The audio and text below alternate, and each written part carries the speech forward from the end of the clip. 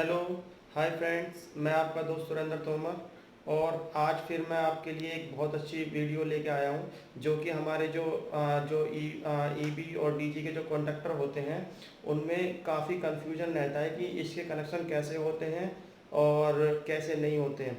तो देखिए, मैं आपको ये बता दूँ कि जो उससे जो कनेक्शन की जो वायरिंग होती है जो कॉन्टैक्टर की ईबी और डीजी के कॉन्टैक्टर की, वो एक इंटरलॉकिंग के हिसाब से होती है कि जिसके लिए हमारे जो कॉन्टैक्टर हैं दोनों एक साथ होल्ड नहीं हो पाए, ठीक है। और अगर कोई उसको मैनुअली भी होल्ड करना चाहे तो भी नहीं हो। तो इसलिए उसको इंटरलॉकिंग इसलिए ज़रूरी होती है, जो ईबी और जो डीजी की जो सप्लाई हमारी जो जाती है वो शॉर्ट ना हो आपस में, क्योंकि ऊपर जा कर के सप्लाई वो एक एक ही जुड़ जाती है, ठीक है ना।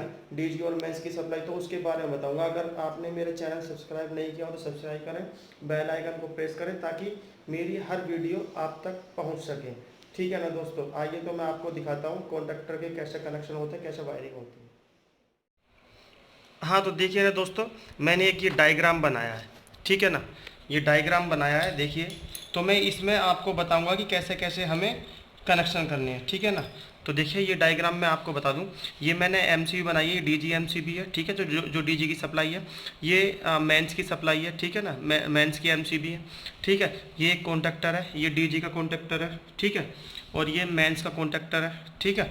और ये दे दिया है मैंने जो हमारी जो एमसीबी जो कॉन्टैक्टर से आउटपुट होकर के सप्लाई जो हमारी जो डिस्ट्रीब्यूट हो जाती है एमसीबी के लिए, एसी के लिए सप्लाई दे देते हैं, पावर प्लांट के लिए दे देते हैं, पावर पॉइंट मतलब जो भी हमें सप्लाई लेनी होती है वो यहाँ से दे देते हैं, ठीक है ना। तो मैंने ये डायग्राम बनाया है, तो मैं आपको इसी में ही बताऊंगा कि हमें कैसे इसके कॉन्टैक्टर कैसे कनेक्शन होते हैं, ताकि फिर आप आराम से वायरों को ट्रेस करके आप ये पता कर लें कि काफ़ी दिक्कतें आ जाती हैं, क्योंकि कॉन्टैक्टर होल्ड नहीं होता है, जैसे मेंस का नहीं होता है या डीजी का नहीं होता है। तो अगर कोयल ख़राब है या कुछ भी है या कुछ भी वायरिंग चेक करनी है या कोई तार निकल गया कहीं से, तो आप आराम से इसको देख सकते हैं, ठीक है ना दोस्तों। तो पहले मैं इनको वायरों को कनेक्ट कर देता हूँ कॉन्टैक्टर पे, इसको भी बताऊंगा। और जो कॉन्टैक्टर की कोयल के, देखिए ये जो मैंने ये बनाया है, ये कॉन्टैक्टर की कोयल की सप्लाई है ये, ठीक है ना, जिस पे A1 A2 लिखा रहता है, ठीक है ना दोस्तों।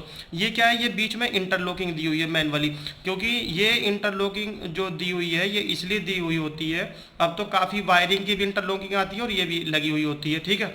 तो उसमें क्या है, अगर ये वाली इंटरलॉकिंग कॉन्टैक्टर में लगी है तो इसमें जो दो पिन रहती हैं ये दोनों कॉन्टैक्टरों की साइड में लगी होती है, ठीक है ना। अगर हमारा एक कॉन्टैक्टर होल्ड है, अगर हम दूसरे कॉन्टैक्टर को अगर मतलब मैनुअली हाथ से भी प्रेस करते हैं या टेस्टर लगा करके या पेचकस लगा करके भी प्रेस करते हैं तो ये होल्ड नहीं होता, इसलिए ये होने नहीं देती है, ठीक है ना। तो ये इंटरलॉकिंग इसलिए बहुत ज़रूरी होती है, ठीक है ना। यहाँ से सप्लाई ऊपर डिस्ट्रीब्यूट हो जाती है, ठीक है ना। तो मैं अभी आपको बताऊँगी कैसे कैसे सप्लाई कॉन्टैक्टर में जाती है। हाँ, तो देखिए दोस्तों, मैंने इसके वायर ये कनेक्ट कर दिए हैं कॉन्टैक्टर में दोनों, जो एमसीबी से जो हमारी सप्लाई आती है, ठीक है ना।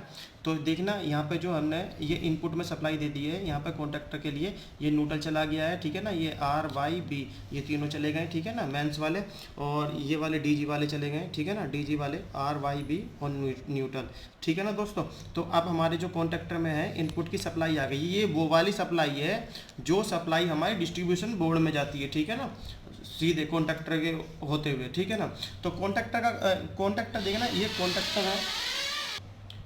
तो देखिए, ये जो कॉन्टैक्टर है ना, इनको ऑटोमेटिक चेंज ओवर भी बोल देते हैं, क्योंकि सेम वही काम करता है ये, ठीक है ना। और कॉन्टैक्टर तो है यही है, क्योंकि ऑटोमेटिक चेंज ओवर इसलिए बोल देते हैं क्योंकि ये जब हमारे कोई भी साइड ऑटो में रहती है तो ये अपना आप ही इसको सप्लाई को मेंस की को काट देते हैं, या अगर हमारे डीजी की सप्लाई चलती हुई होती है और मेंस आ जाती है तो डीजी की सप्लाई काट के और मेंस की कनेक्ट कर देते हैं। तो ये ऑटोमेटिक चेंज ओवर भी इसको बोल देते हैं, ठीक है ना। तो अभी मैं बताता हूँ अभी आगे के जो सप्लाई है वो कैसे कनेक्ट करता हूँ। तो मैं आगे डिस्ट्रीब्यूशन बोर्ड के लिए कर देता हूँ, ठीक है ना, और आपको बता दूंगा कि कैसे कैसे क्या क्या हुआ।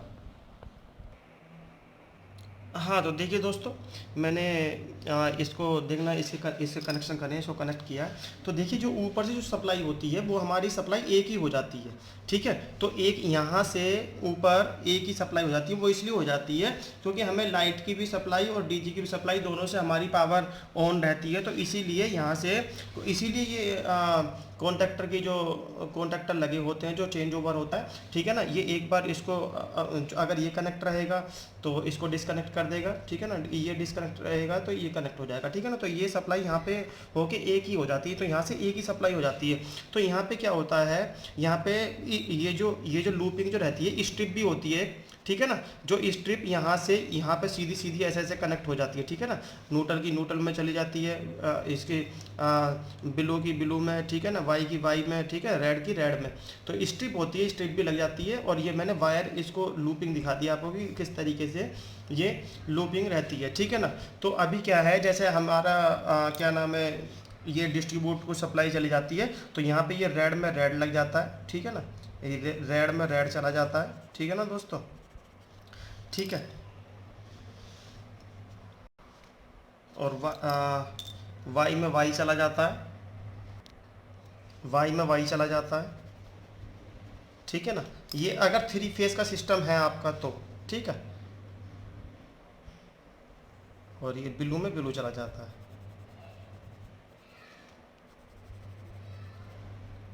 ठीक है ना दोस्तों। तो देखिए आपके काफ़ी समझ में आ रहा होगा, ठीक है, जैसे मैं आपको बता रहा हूँ, दिखा रहा हूँ कर करके, ठीक है ना। तो यहाँ पे क्या है, यहाँ पे ये सप्लाई एक हो जाती है, ठीक है ना, डीजे की और मेंस की ऊपर से, ठीक है ना। तो यहाँ पे क्या है, ये ब्लू वाला ब्लू में और वाई वाला वाई में और आर वाला आर में, ठीक है। और न्यूट्रल के लिए मैं बता दूँ, न्यूट्रल के लिए एक हमारी बस बार अलग से रहती है, जो न्यूट्रल की जो रहती है, ठीक है ना, ये न्यूट्रल की बस बार अलग रहती है, ठीक है, जो हमारा न्यूट्रल सीधा इसी पे ही कनेक्ट हो जाता है, ठीक है ना दोस्तों। ये न्यूट्रल हो गया हमारा, ठीक है। न्यूट्रल यहाँ पे चला जाता है, जो हमें जो भी हमारा जो इक्विपमेंट लगे रहते हैं, पावर प्लांट एसी वगैरह जो भी लगे रहते हैं, न्यूट्रल हमारा यहाँ पे लग जाता है और सीधे एमसीबी पे जो हमारी सप्लाई है वो लग जाती है, ठीक है। अब जो बात है, अब मैं ये बताता हूँ कि इसके कॉन्टैक्टर कनेक्शन किस तरीके से होते हैं, ठीक है। तो कॉन्टैक्टर के देखिए मैं वीडियो चालू रखूंगा अपनी, तभी मैं इसको मार्क करता जाऊंगा, ठीक है ना, क्योंकि आपको पता चल जाए कि किस तरीके से होती है। देखिए जो हमारा जो न्यूट्रल होता है वो सीधा हमारा जो न्यूट्रल जो डायरेक्ट सीधा हमारा कॉन्टैक्टर की कोयल का जो न्यूट्रल जो होता है सीधा हमारा यहीं पे रहता है, ठीक है ना, A2 न्यूट्रल, ठीक है।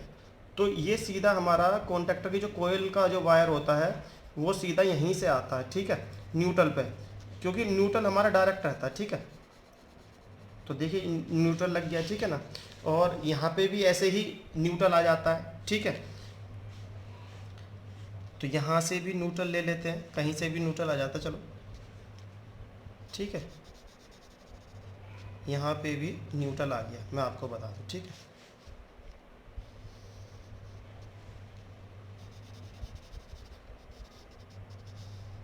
न्यूट्रल आ गया, ठीक है। तो दोनों कॉन्टैक्टर में हमारे में न्यूट्रल आ गया है, ठीक है। तो ये मेंस का कॉन्टैक्टर है, ये डीजी का कॉन्टैक्टर है। अब हमें किस तरीके से कनेक्शन करना है, ये बहुत इंपॉर्टेंट कनेक्शन है, ठीक है ना। इसी तरीके से होते हैं कनेक्शन। अगर आपने कहीं पे अपनी साइड पे अगर ऐसे कनेक्शन नहीं किए हुए हैं तो कृपया करके आप ऐसे ही कनेक्शन करें, ठीक है ना। ये कॉन्टैक्टर की कोयल के हैं, ठीक है, ये जो कनेक्शन है कॉन्टैक्टर की कोयल के हैं, ठीक है ना। ये कॉन्टैक्टर की कोयल कनेक्शन है। अब हमें इसको पावर मतलब इसको फेज देना है जिससे कि ये होल्ड हो जाए, ठीक है ना। अब ये इसको कैसे देना है, तो देखिए अगर हमारा मेंस की एमसीबी है, ठीक है, मेंस की एमसीबी से मैं इसको यहाँ से डायरेक्ट जाता है, ऊपर से नहीं दे सकते सप्लाई, क्योंकि ऊपर की हमारी एक सप्लाई है। तो हमारी सप्लाई जो है वो नीचे से ही जाती है, कॉन्टैक्टर के नीचे से जाएगी या एमसीबी के ऊपर से जाएगी, जो इनपुट की जो सप्लाई है। तो देखिए अगर हमारा मेंस का जो कॉन्टैक्टर है तो मेंस की सप्लाई के लिए कैसे वायर जाता है, ठीक है ना। तो ये वायर सीधा हमारा यहाँ पे देखिए सीधा हमारा डीजी के कॉन्टैक्टर के NONC ब्लॉक पर जाएगा, ठीक है, NONC ब्लॉक पे जाएगा। इसको NONC ब्लॉक बोलते हैं, जो कॉन्टैक्टर के ऊपरी हिस्से में जो लगा रहता है, ठीक है ना।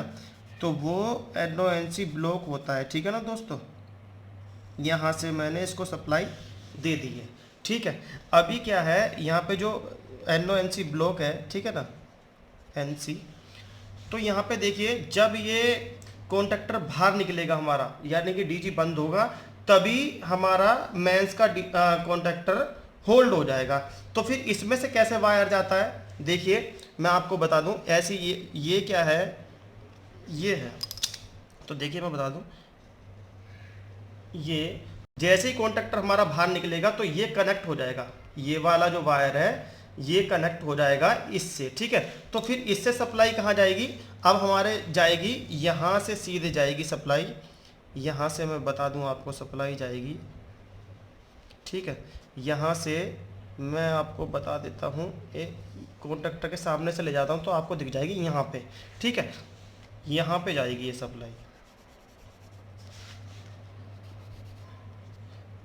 देखिए दोस्तों, ये इस कॉन्टैक्टर पर जाएगी सप्लाई, ठीक है। तो ये कॉन्टैक्टर हमारा जैसे ये बाहर निकलेगा हमारा, ठीक है, ये जो जैसे ओपन होगा तो सीधे ओपन होने पे ये वाला कॉन्टैक्टर, ये यहाँ पे मेंस वाला कॉन्टैक्टर होल्ड हो जाएगा, ठीक है। तो अब मेंस जो हमारा जो डीजी वाला कॉन्टैक्टर उसकी सप्लाई कैसे जाएगी, तो देखिए मैं आपको बता दूं, जो इसका जो आर है, हम एमसीबी से यहाँ से जो आर ले लेते हैं, ठीक है ना, जो इसका फेस है, तो जैसे इसी फेस पे या इसको भी ले सकते हैं, इसको भी ले सकते हैं, ठीक है ना, उससे कोई दिक्कत नहीं है। तो देखिए जैसे हमने ये वाला यहाँ से लिया, ठीक है, ये वायर जा रहा है यहाँ से, तो ये इसके NONC ब्लॉक पे जाएगा, ठीक है। ये देखिए दोस्तों, इसके NONC ब्लॉक पे जाएगा, ऐसे ही जैसे मैंने बताया था ऐसे ही ये कनेक्ट कर देता है, ठीक है ना दोस्तों। तो यहाँ से ये वायर चला गया, अब यहाँ से जो ये वाला जो वायर जाएगा वो सीधे डीजी की कॉन्टैक्टर की कोयल पे चला जाएगा, ठीक है ना। ये वाला जो वायर है ये सीधा जो डीजी का जो कॉन्टैक्टर है हमारा उसकी इस पे चला जाएगा, इस पे, ठीक है ना, इसकी कोयल की सप्लाई पे चला जाएगा यहाँ से वायर उठ के। तो देखिए दोस्तों, आपको काफ़ी समझ में आ गया होगा। तो देखिए दोस्तों, आपको अच्छी तरीके से समझ में आ गया होगा, ठीक है ना।